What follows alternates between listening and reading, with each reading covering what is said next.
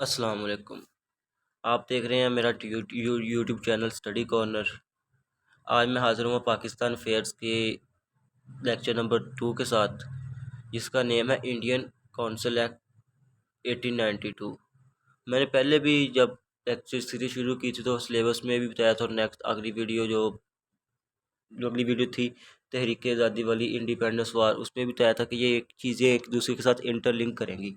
तो इसलिए आपसे गुजारिश है कि इस चीज़ों कोई भी वीडियो मिस ना कीजिएगा, क्योंकि जो भी वीडियो नया शुरू होगी उसका स्टार्ट हमें पिछली वीडियो से लेना पड़ेगा। जैसा कि पिछली वीडियो में मैंने आपको बता दिया था कि तहरीक वो वार ऑफ इंडिपेंडेंस के बाद वाइसरे सिस्टम लागू कर दिया गया था, तो ईस्ट इंडिया कंपनी को ख़त्म कर दिया गया था। तो इसी तरह मुसलमानों पे और हिंदुओं पे जो जुल्म ज़ालम हो रहे थे वो गुजरते गए 1892 आ गया। 1892 में इंडियन काउंसिल एक्ट आया, जिसके ना दो पर्पसेस थे।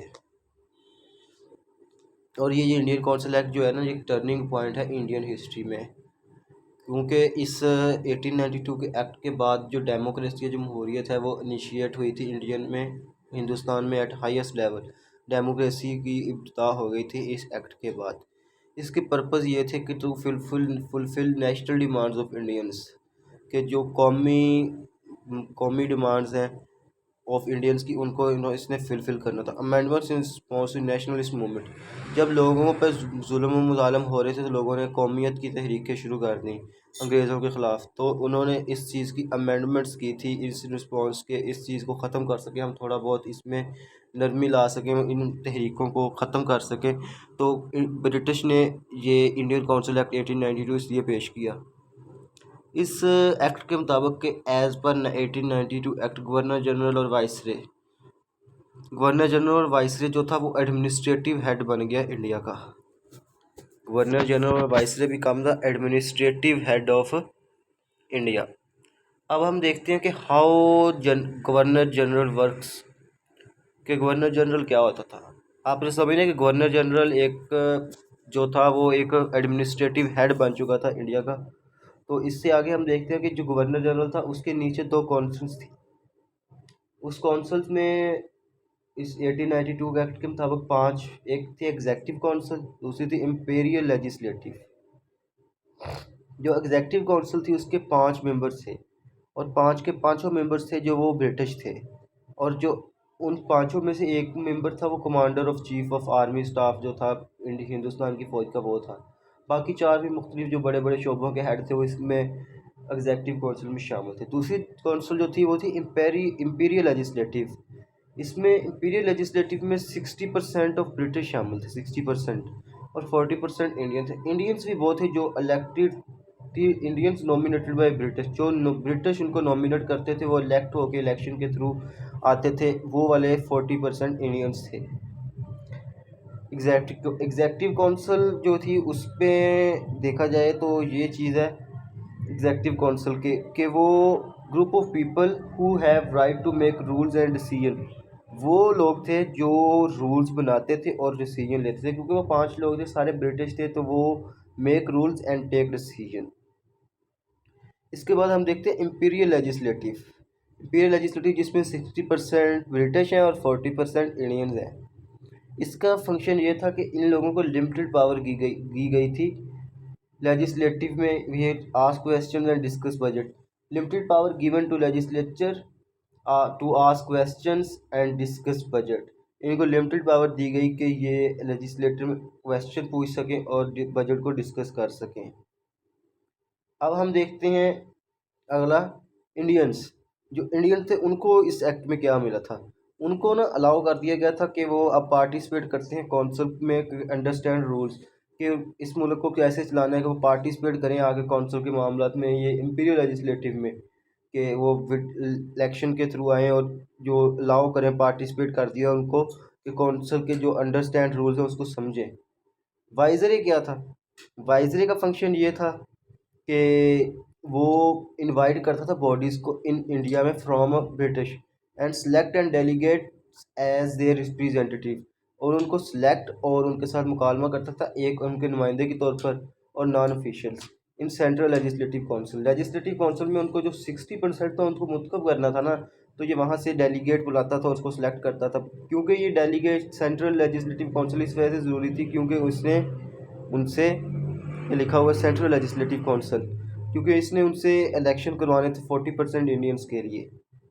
ये पॉइंट रह गया प्रोविंसेस सूबों को क्या मिला इसमें, लिमिटेड डिस्कशन और रेवेन्यू एक्सपेंडिचर, कि उनको कम डिस्कशन का, थोड़ी सी बहसो मुकालमे का मौका मिल गया कि वो रेवेन्यू जो खर्च खराज वगैरह है सूबे के एक्सपेंडिचर, उसके ऊपर बात कर सकते हैं। अब यूनिवर्सिटी बोर्ड्स कायम की गई, सर्टन ट्रेड यूनियंस कायम की गई एंड लैंडलॉर्ड एसोसिएशन कायम की गई इस एक्ट के under. Put foundation of parliamentary system of India, जैसे मैं पहले शुरू में बता चुका हूँ कि ये टर्निंग पॉइंट है इंडियन हिस्ट्री में, तो इसने put foundation of parliament system of India, parliament system of India की इसने बुनियाद रख दी। अब हम देखते हैं इसमें decision making power and process का क्या तरीका था जब इंडियन काउंसिल एक्ट 1892 का वाइसरे सिस्टम आ गया, ईस्ट इंडिया कंपनी को ख़त्म कर दिया था क्वीन विक्टोरिया ने। सबसे पहले तो एक बात ये थी कि अब इस जो 1857 की इंडिपेंडेंस वार के बाद कोई भी डिसीजन था ना वो गवर्नर जनरल नहीं ले सकता था। ये सारे डिसीजन होते थे ब्रिटिश पार्लियामेंट में जो बरतानिया में बैठी हुई थी। गवर्नर जनरल क्या करता था, गवर्नर जनरल एक ब्रिटिश पार्लियामेंट का एक वजीर था, secretary of state of Indian affairs. उसके अंदर एक council of secretary of state थी 15 मेंबर्स की। गवर्नर जनरल के secretary of state of affairs में ये भेजता था काउंसिल में, वो आगे सेक्रेटरी ऑफ स्टेट को भेजती थी। सेक्रेटरी ऑफ स्टेट इसको ब्रिटिश पार्लियामेंट के सामने पेश करता था। तो अगर जो कोई कानून पास होना होता या कोई डिसीजन लेनी होती तो वो उसको अप्रूव कर देते, वरना उसको रिजेक्ट करके बिल को वापस कर देते। No decision can be taken by viceroy, कोई भी जो फैसला था वो वाइसरे नहीं ले सकता। Secretary of state and it send it to British parliament for approval. Secretary of state के अंदर जो काउंसिल थी उसमें से वो पहले मंजूरी होके वो सेक्रेटरी ऑफ स्टेट के पास, सेक्रेटरी ऑफ स्टेट सेंड करता था, जो इंडियन अफेयर्स का सेक्रेटरी ऑफ स्टेट था, ब्रिटिश एक वजीर था बरतानिया पार्लियामेंट का, वो उसको पार्लियामेंट के सामने पेश करता था। पार्लियामेंट उसको अप्रूव कर सकती थी और रिजेक्ट कर सकती थी।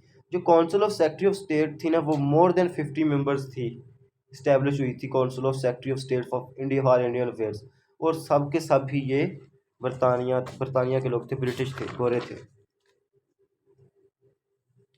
अब फर्स्ट इलेक्शन हुए हैं लेजिस्लेटिव काउंसिल, जैसे मैं बता चुका हूँ इंपीरियल लेजिस्लेटिव में 60% ब्रिटिश हैं और 40% इंडियन हैं।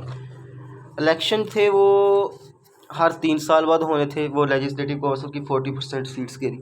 Election after every 3 years for 6 seats, 6 seats थी पूरे हिंदुस्तान के लोगों के लिए।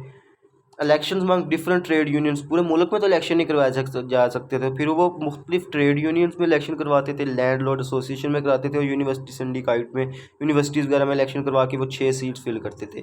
जब 1892 में पहले इलेक्शन हुए तो कोई भी मुस्लिम नहीं इलेक्ट हुआ, कोई भी मुस्लिम इस पहले जो 6 मेंबर्स थे उसमें सारे के सारे हिंदू इलेक्ट हुए, कोई भी मुस्लिम उस प्रोसेस में इलेक्ट नहीं हुआ, क्योंकि हिंदुओं की मेजॉरिटी थी, ट्रेड यूनियंस भी उनकी ही थी, लैंडलॉर्ड एसोसिएशन भी उनकी ही थी, यूनिवर्सिटी सिंडिकेट भी उनका था।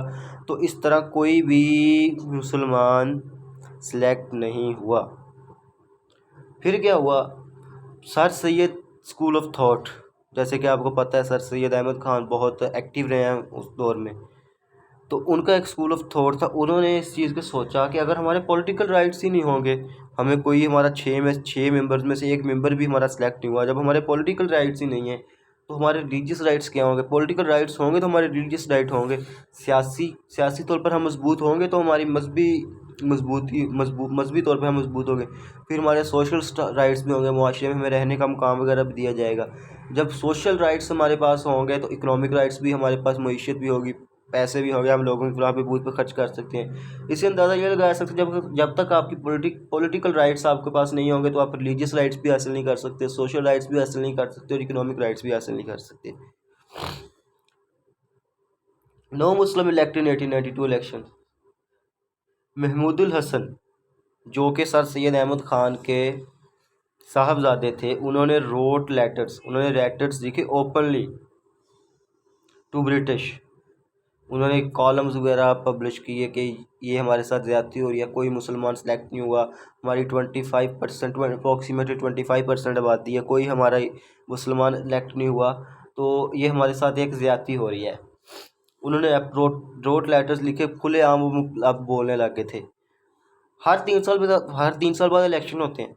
1895 में दोबारा इलेक्शन हुए। नवाब सलीमुल्लाह फर्स्ट मुस्लिम थे जो कि इलेक्टेड रिप्रेजेंटेटिव्स थे ऑफ लेजिस्लेटिव काउंसिल। ये बंगाल से थे। ये सिलेक्ट कैसे हो गए? क्योंकि बंगाल में मुस्लिम्स की मेजोरिटी थी। पहले जो इलेक्शन थे वो किसी और सूबों वगैरह में हुए थे, अब बंगाल में इलेक्शन हुआ तो ये सिलेक्ट हो गए नवाब सलीमुल्लाह फ्रॉम बंगाल। एक पहले लेजिस्लेटिव मेंबर थे बरतानिया, वो ब्रिटिश हिंदुस्तान के जो मुसलमान थे, नवाब सलीमुल्लाह, इनका ताल्लुक था बंगाल से। 1898 में दोबारा 3 साल बाद फिर इलेक्शन हुए।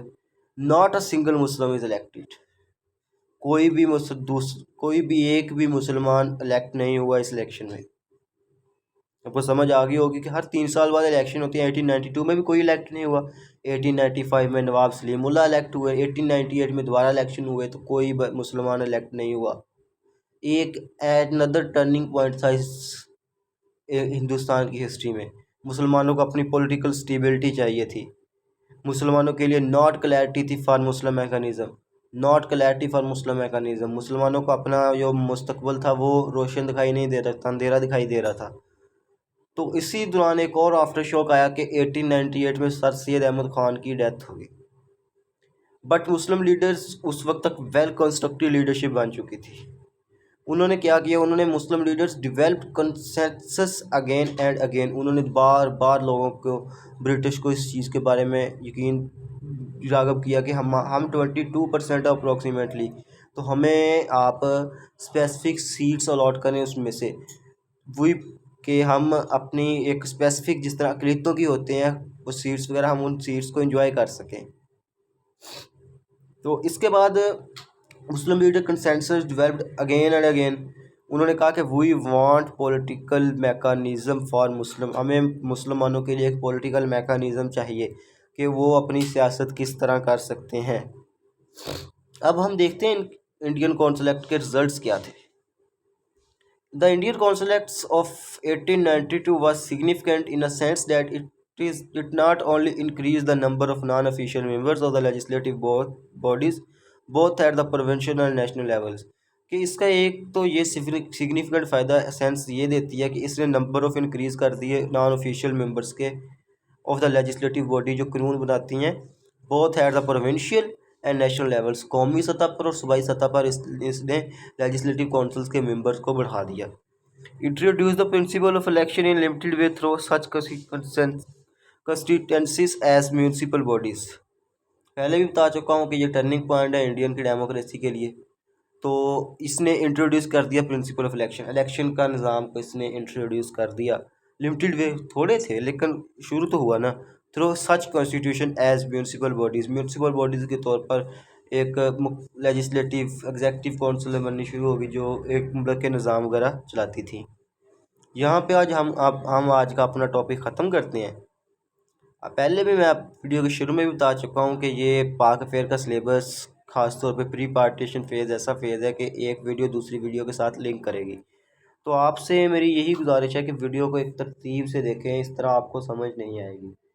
हम नेक्स्ट टॉपिक में पार्टीशन ऑफ बंगाल 1905 को डिस्कस करेंगे, क्योंकि ये पार्टीशन ऑफ बंगाल एक ऐसी चीज़ है जिससे पूरे हिंदुस्तान की ना उम्मीदें जुड़ी हुई थी, ख़ासतौर पर मुसलमानों की। जब बंगाल पार्टीशन हुई थी तो मुसलमान एक खुशहाल कौम बनने लगे थे, लेकिन दोबारा फिर वो रिकम्बाइन हो गया।